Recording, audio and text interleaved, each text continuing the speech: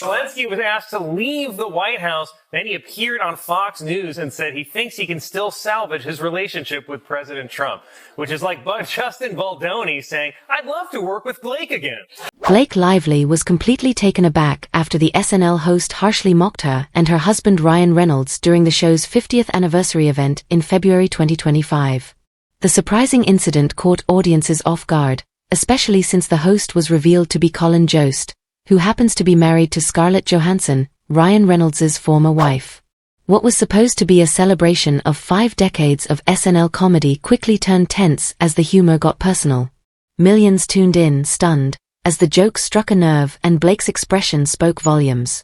The picture-perfect Hollywood pair suddenly found themselves in an uncomfortably exposed situation. Just 2 weeks after Blake Lively and Ryan Reynolds were at SNL 50, and Ryan Reynolds participated in one of the bits. Well, hey, Ryan Reynolds! Hi. Hey! Ryan Reynolds, how's it going? Great. Why? What have you heard?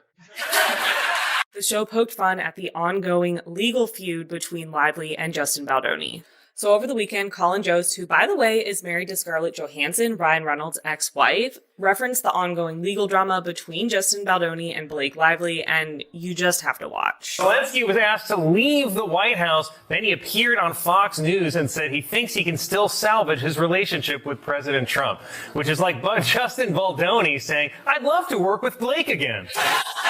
So yeah, this isn't going away anytime soon. The couple also was not in attendance at the Oscars over the weekend, which was somewhat surprising because while neither of them were in anything that was nominated, they were both in big movies last year. But they weren't there, and they likely will say they weren't there because they didn't want to face any of the backlash from this ongoing legal battle. What was intended as a heartfelt tribute quickly spiraled into a full-on public takedown of Blake Lively and Ryan Reynolds live on national television.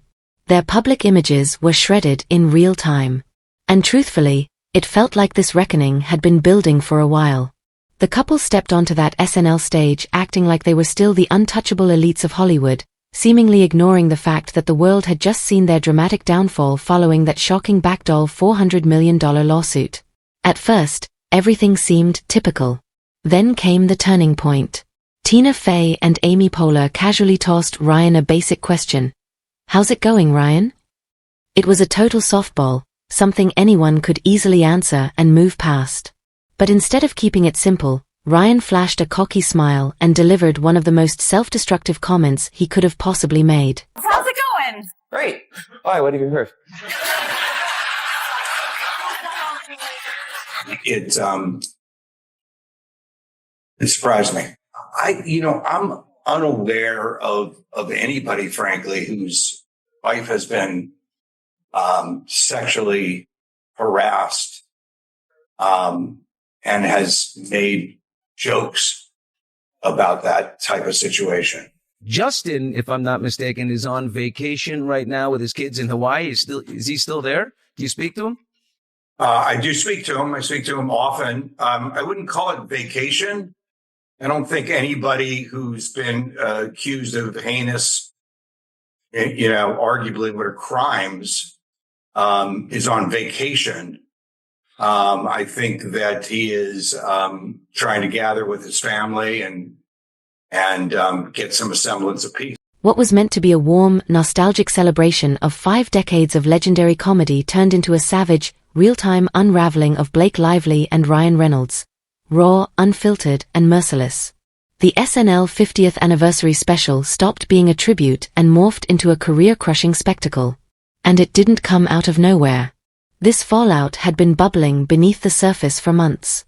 Blake and Ryan walked on stage acting like they were still the reigning power couple of Hollywood, as if the public had conveniently forgotten the colossal $400 million lawsuit still looming over them. They had vanished from the spotlight. No premieres, no red carpets, no press. Then suddenly, they were back, pretending as if nothing had ever gone wrong. At first, everything seemed fine. Tina Fey and Amy Poehler casually tossed Ryan a question so simple it practically answered itself. "How's it going, Ryan?" It wasn't a trap. It was the kind of line you smile at, say something light, and move on. But instead of playing it cool, Ryan grinned like he was about to drop the joke of the year and ended up delivering the most career-damaging one-liner imaginable. The entire energy of the room shifted instantly. The laughter that followed wasn't genuine. It was awkward, hesitant, the kind of uncomfortable reaction you get when people don't know whether to laugh or look away. The tension hit like a wave. Steven Spielberg looked like he was mentally charting the nearest exit. Amy Poehler barely blinked before giving Ryan a cold, glass-cutting stare. She didn't say a word, just turned her head slowly with an expression that said everything. Everyone in the room understood. One stupid joke had reminded the world of exactly what they'd tried to escape, the lawsuit. For months, Blake and Ryan had stayed hidden, hoping the scandal sparked by the Justin Baldoni lawsuit would eventually fade. But instead of staying low-key or cleaning up the mess, they reappeared on live TV as if their usual charm could magically rewrite history. It couldn't. The illusion shattered instantly. The perfect Hollywood image Blake had so carefully built, polished, graceful, immaculate, collapsed in front of millions. The truth was undeniable. The audience had moved on, and the industry wasn't pretending anymore. Blake had worked hard to recast herself as the victim in a carefully controlled PR push. She leaned into sympathy, tried to shift the narrative, and for a while, it looked like it might actually work. That is, until Ryan opened his mouth and ruined everything with one careless moment.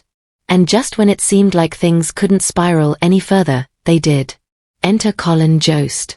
This wasn't just another segment on Weekend Update. This was Scarlett Johansson's husband walking onto the stage, a man with every reason to be done with Ryan Reynolds, who just so happened to be Scarlett's ex. This wasn't a casual roast. It was something colder, sharper, deliberate. This was revenge.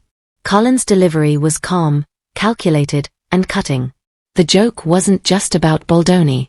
It wasn't even really about Ryan. The true bullseye was Blake. She wasn't just a side note, she was the punchline. And the second it landed, the audience froze. There was that brief, haunting silence, the moment before the laugh, when everyone realized how brutal the line actually was. Even Colin cracked a smile, knowing full well what he'd done. This wasn't a joke. It was a tactical strike disguised as comedy. And when it hit, it detonated. That was the breaking point. The exact moment Blake's entire PR machine crumbled. Ryan thought he was being witty, channeling his usual Deadpool charm. Instead, he walked straight into the trap, handing Colin the setup for the most ruthless, reputation-shattering blow of the night. And Colin didn't miss. This wasn't just playful jabbing, it was a declaration. Hollywood had made its decision. The industry was finished pretending Blake Lively was untouchable. Done clinging to her carefully curated image. Finished acting like the sweet, polished persona was anything but a brand. For years, Blake had spun a seamless narrative, America's sweetheart, the queen of the red carpet, the graceful feminist icon who juggled motherhood and movie stardom with perfection. And for years, the public bought it. Until now. That night on SNL didn't just reveal a bad joke or an awkward exchange. It pulled back the curtain on the entire act. And once that curtain fell, there was no putting it back. Ryan and Blake didn't just misread the room. They walked right into the fire thinking they'd emerge stronger. Instead, they got burned. Blake Lively and Ryan Reynolds just dared to show their face in public for the first time in 4 months at SNL 50 and made a joke about their court case with Justin Baldoni on live national television in front of the whole room. You will not believe what they said. Here's them on the red carpet. Ryan looks like guilt is eating him alive. Blake looks wonderful. She even had time to put on some of her florals. I wonder if she put someone in the basement at this event too, allegedly. So Amy Poehler and Tina Fey, who were hosting the event, were doing a Q&A with all the celebrities in the audience, and for some reason, Ryan Reynolds thinks people want him there. And they were like, "Oh, I'm shocked to see you here, Ryan Reynolds." And he makes a joke like, "Wait, what have you heard? What do you mean?" Who else? Who else is a question? I have a question. Oh, hey, Ryan Reynolds. Hi. Hey, hey.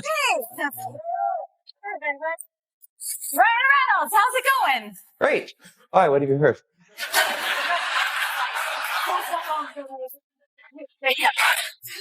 Yeah, okay. Anya Taylor-Joy's like, "What the fuck?" This man's reaction is amazing. He's like, "What are you doing here?" This also comes in light of Justin Baldoni's first public appearance since the court case, but he kept it classy and didn't make any jokes about this court case with very sensitive, touchy subjects in it because he has class. And this is just so surprising to me because Blake Lively and Ryan Reynolds just asked the judge for an extension on Blake's amended lawsuit to respond to Justin's lawsuit because he completely destroyed her in it.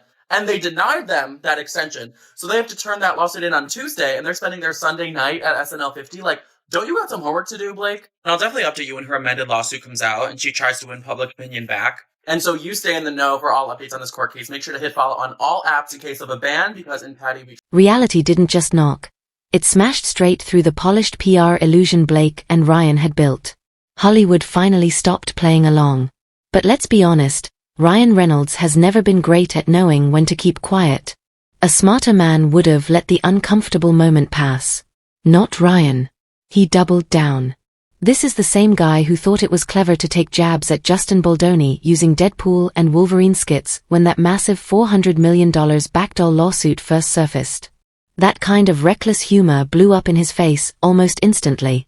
Which leads us right back to the start of Ryan's very public unraveling, his first major PR crisis, the now infamous Deadpool meltdown. Your Honor.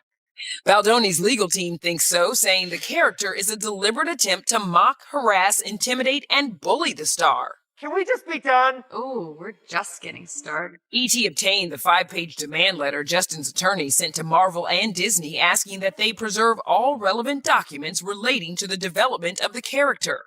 The evidence linking Baldoni to Nice Pool? Well, there's the man bun, a hairstyle Justin had for years, and references to body shaming, something Blake accuses Justin of doing. She just had a baby, too, and can't even tell. I don't think you're supposed to say that. That's okay. I identify as a feminist. Here I am doing my part, trying to be a feminist. Let's rewind to December 2024, when the lawsuit was still a blazing headline. Ryan Reynolds had every chance to act like a mature adult. Stay quiet, let his highly paid legal team do their job, and maybe salvage a bit of dignity. But true to form, Ryan opted for chaos. Instead of handling things privately, he turned his biggest franchise into a weapon. Enter Nice Pool, an embarrassingly obvious parody crammed into a Deadpool promo. The character? A soft-spoken, overzealous feminist ally, with no substance and maximum cringe. It didn't take much to realize who he was targeting, Justin Baldoni. Just to make it crystal clear, Ryan even tossed in a tasteless jab about pregnancy. Because in Ryan's world, mocking reproductive rights activism during a global PR meltdown somehow counts as clever satire. Baldoni's team saw through it immediately. So did the public. What Ryan probably thought was witty came off as a petulant tantrum dressed in sarcasm, broadcast through a $300 million superhero movie. Fast forward a few months, Ryan's back at it, but this time on Saturday Night Live, completely unscripted, unfiltered, and without a safety net. And sitting in the front row, watching it all crumble? Blake Lively. Now here's where the irony really hits. For months, Blake had been crafting the ultimate PR redemption arc. She was the fierce woman taking a stand against a toxic male director. She hired a fixer with intelligence agency-level experience, planted sympathetic headlines, and worked overtime to reshape the public narrative. The plan was clear: flip the script, become the face of resilience. But the one person she was counting on to stay composed, her husband, stepped onto live TV and turned their legal nightmare into a punchline. When the lawsuit first surfaced, the whispers started: fans, gossip blogs, industry insiders. People who had worked alongside Blake. People who had survived working near her. And suddenly, the whole America's Sweetheart routine began to feel disturbingly hollow. Then came the real bombshell. Over 50 crew members from It Ends With Us came forward, and their accounts weren't flattering. The charming, graceful star Blake portrayed in interviews was nowhere to be found. In her place stood someone described as controlling, egotistical, and domineering, running the set with the temperament of a tyrant. According to sources, crew members were flat out instructed not to speak to her. Some weren't even allowed to make eye contact. Let that sink in. No eye contact. Imagine being so consumed by your own status that you believe a simple glance is something others must earn. That's not diva behavior, that's delusional authoritarianism. Then the journalists stepped in. For years, they'd played along. Blake masterfully controlled the media, curating her image with clinical precision. But once the lawsuit shattered her porcelain persona, the press stopped protecting her. And that's when the collapse truly began. Enter one of the most disastrous PR moments of 2024, the Kirstie Flay Haven interview. What should have been a routine, friendly press appearance spiraled into a viral nightmare. It was July. The setting was cheerful. Kirstie, ever warm and professional, congratulated Blake on her pregnancy, a totally standard and thoughtful gesture. But Blake's reaction? Cold, abrupt, and borderline hostile. The mask slipped, and the internet caught every frame. That glare, the forced smile, the way she cut Kirsty off mid-sentence. It was all anyone needed to see to end that brief flash. Audiences didn't see a glowing mother-to-be. They saw exactly what insiders had been saying for years. A woman addicted to control, unable to fake warmth anymore. And from that moment forward, the Blake Lively brand began to buckle under the weight of its own perfection. So, after I posted the interview with Blake Lively that a lot of people have been watching, I got so many questions from people asking why I decided to post that interview now, 8 years later. And the reason for that is that I got contacted by another reporter who told me a story that was a little similar to this one that he had experienced. And then we started talking about comparing notes about this. And then I just felt like, you know what? It's not okay to behave like that. And I think it needs to— No controversy. No nuance. Just a kind, well-meaning comment. Kirsty Haven congratulated Blake Lively on her pregnancy. Something that should have been met with grace, warmth, even a simple thank you. Instead, Blake shot back with a cold, smug, "Congrats on yours." One major issue: Kirsty wasn't pregnant. Even worse, she had publicly shared her struggles with infertility. In a single moment, Blake created what became one of the most callous, tone-deaf, and shockingly cruel viral moments of the year. This wasn't a slip of the tongue or a misunderstanding. It was Blake Lively, live on camera, choosing to humiliate someone in the most personal, insensitive way imaginable. That one sentence shattered the illusion. It showed the world exactly who she was beneath the PR gloss. And all of it, over a bruised ego. That's what it came down to. Blake Lively's petty, spiteful remark wasn't a simple mistake. It was a calculated strike. And the internet responded with unrelenting force. Within hours, every platform, Twitter, Instagram, TikTok, erupted into a full-blown Blake Lively takedown. But this wasn't the usual celeb backlash over a decade-old tweet or a bad joke. This was different. This was the moment Blake pulled back the curtain on herself. The feminist icon image? Revoked. The America's Sweetheart label? Gone.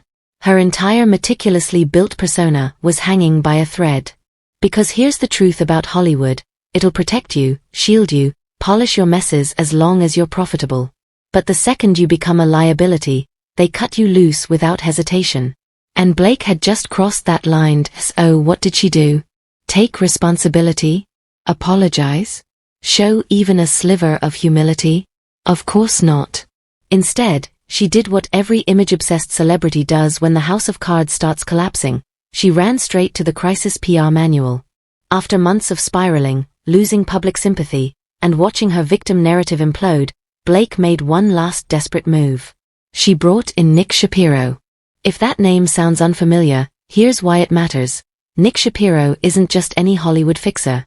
He's a former CIA deputy chief of staff. A man who worked under both Obama and Biden. He's allegedly tied to some of the most infamous media suppression tactics of the last decade, including the widely criticized efforts to downplay the Hunter Biden laptop story. And now? He was working for Blake Lively. Shapiro's specialty? Narrative manipulation. Spinning stories so smoothly that facts blur. Rewriting public perception until the truth becomes irrelevant. And Blake, watching her empire turn to dust, brought him in to do exactly that. The irony was almost laughable. For months, she'd blasted Justin Baldoni, accusing him of hiring a shady PR firm to manage his image. She claimed it was proof he was corrupt, manipulative, the true villain. But then she turned around and hired one of the most powerful, ethically questionable PR operatives on the planet. And she still wasn't done. The next move in the PR survival guide? Flood the media. Control the headlines. Within weeks of Shapiro stepping in, the pro-Blake spin exploded. The New York Times ran glowing pieces about her comeback. Headlines claimed she was gaining ground in court, turning the narrative, reclaiming her power. But none of it was true. Behind the scenes, her legal motions were being shot down. Her case was unraveling piece by piece. Those so-called wins were nothing more than illusions, crafted, curated, and spun with precision. The truth didn't matter anymore. Fixing the damage wasn't the goal, rewriting the story was. And Blake Lively? She was all in. Brunette because of the books. Everyone knows blondes are nicer anyway. Oh my God! What is that?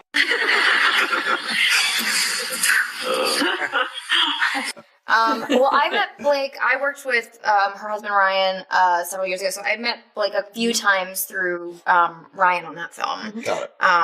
And and thought she seemed nice, and little did I know. Yeah. Look at the body language experts analyzing this right now. How quickly do you... Don't touch me. Chuck has a matching pet monkey with coordinating outfits, and I was like, I would love to be part of the show, but I can't act with a monkey. And then I got a few of them. All over a bruised ego, that's how it all began. Blake Lively's now infamous dig at Kirsty Flay Haven wasn't a slip of the tongue, a harmless mix-up, or a joke taken out of context. It was sharp, deliberate, and completely uncalled for. And the internet didn't hesitate to respond. This wasn't your standard celebrity backlash over an ancient tweet or a tone-deaf soundbite. This was different. Blake exposed herself in real time, and the mask didn't just slip, it shattered. Her feminist icon status? Gone. Her America's Sweetheart title? Torched. Suddenly, her career was hanging by a thread. Because here's the hard truth about Hollywood, it'll protect you, polish your image, and spin your worst mistakes as long as you're profitable. But the moment you become a liability, the machine cuts you loose. And Blake had just crossed that threshold. Did she apologize? Show humility? Take any kind of accountability? Of course not. She did what every desperate, image-obsessed celebrity does when the spotlight turns toxic. She ran to the fixers.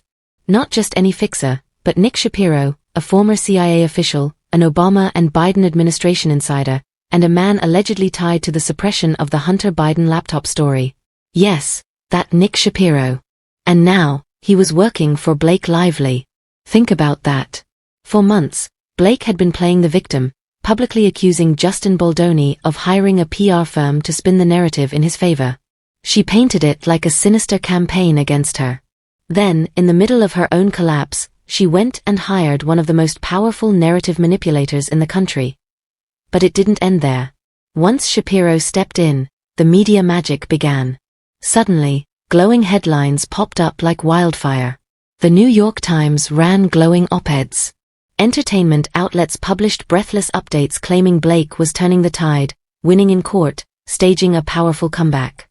But behind the curtain, it was a completely different story. Her legal team was struggling. Subpoenas were blocked.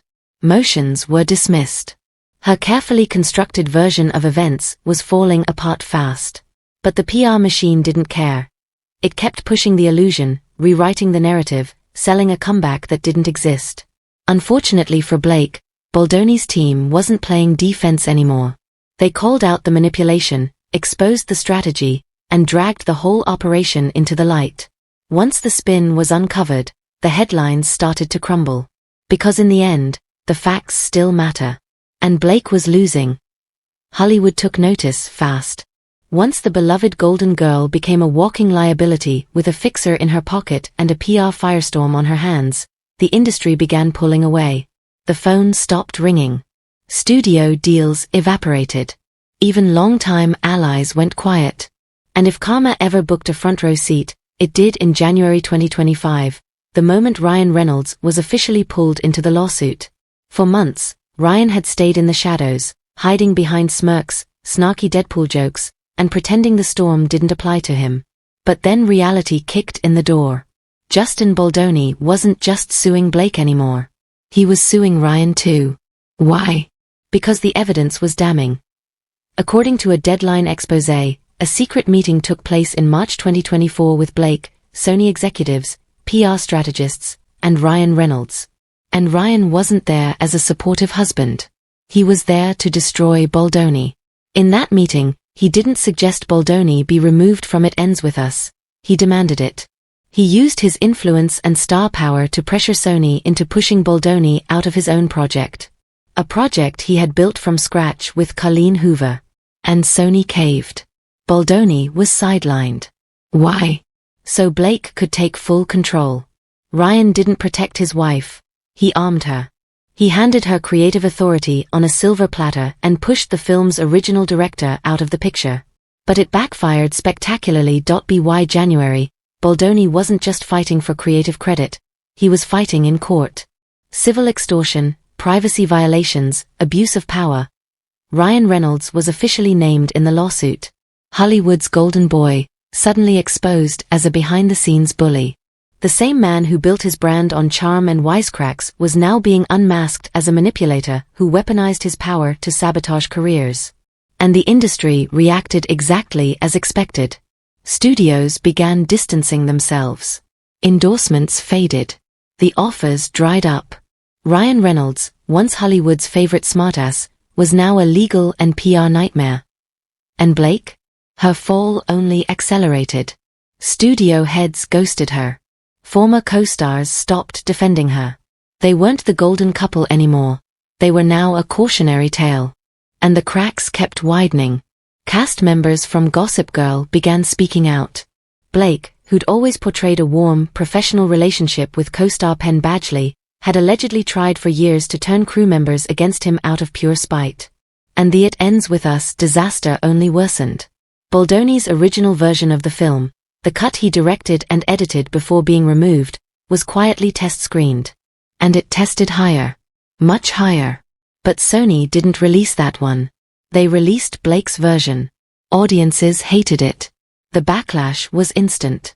It wasn't a bold adaptation, it was a vanity project. A movie built to polish Blake's image rather than tell a story. And people saw through it. The PR facade collapsed. For the first time, the industry and the public agreed, Baldoni had been sabotaged. Blake pushed him out. Ryan helped bury him. And they truly believed they could control the outcome. But the industry turned on them. Blake's legal tactics kept failing. Ryan was buried in lawsuits. Studio deals fell apart. And no amount of media spin could hide the truth anymore. Because if Hollywood loves anything more than a rising star, it's a spectacular fall. And this one? It was biblical. Then came the moment that sealed it all, Saturday Night Live. Colin Jost didn't just roast them, he exposed them. His punchline wasn't just comedy. It was cold, precise, and final. That single line gave Hollywood the green light to do what it had been waiting to do for months. Walk away. For good. Their reputations, demolished. Their public image, unrecoverable. Hollywood moved on. And Justin Baldoni? He was still standing.